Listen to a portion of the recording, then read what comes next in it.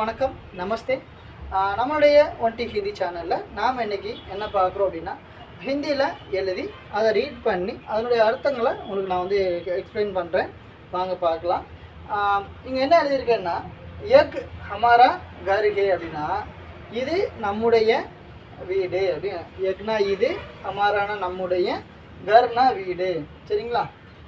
हमारे घर के सामने एक मंदिर है ना, हमारे ना நம்மளுடைய घर के ना घर के सामने அப்படின்னா வீட்டிற்கு முன்னே முன்பு ஏக் மந்திர் ஹே அப்படின்னா ஒரு கோவில் இருக்கிறது அப்படின்னு சொல்கிறாங்க. ஏக் மந்திர்னா ஒரு கோவில் இருக்கிறது. மந்திருக்கு பீச்சே மந்திருக்கு பீச்சேனா பின்பகுதியில் ஏக் தாலப் ஹே ஒரு குளம் இருக்கிறது. ஏக் தாலாப்னா குளம் இருக்கிறது. मंदिर के बाहर அதாவது மந்திரோடைய வெளியில் பூலோம் கி துக்கான் ஹே. பூலோம்னா பூல் அப்படிங்கிறது பூ. பூலோம் கி துக்கான்னா பூக்கடைங்கள். துக்கான் ஹேனா இருக்கிறது.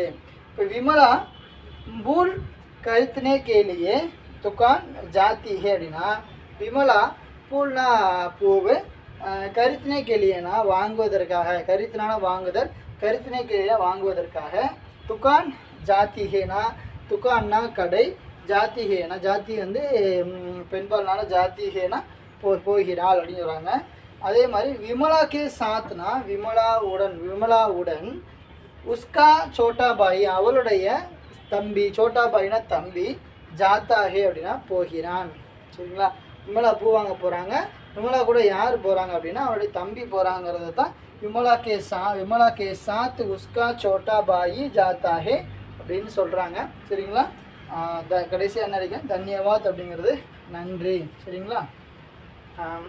இப்போது இந்த நம்ம எதனால் ஹிந்தியோட எழுத்துக்கள் வந்து நமக்கு ரொம்ப இம்பார்ட்டன்ஸ் அப்படின்னா, இப்போ ஹிந்தியில் ஒரு இடத்துல எழுதியிருக்கு அப்படின்னா ஹிந்தியில் என்ன எழுதியிருக்குன்னு நம்ம படிக்க தெரிஞ்சால் மட்டும்தான் அதனுடைய அர்த்தங்களை நம்ம வந்து தெரிஞ்சுக்க முடியும். அதனால் ஹிந்தி படிக்கிறது மட்டும் இல்லாமல் அதை எழுதி படிக்கவும் கொஞ்சம் கற்றுக்கிறது ரொம்ப நல்லது. சரிங்களா? பாய் பாய், தேங்க்யூ.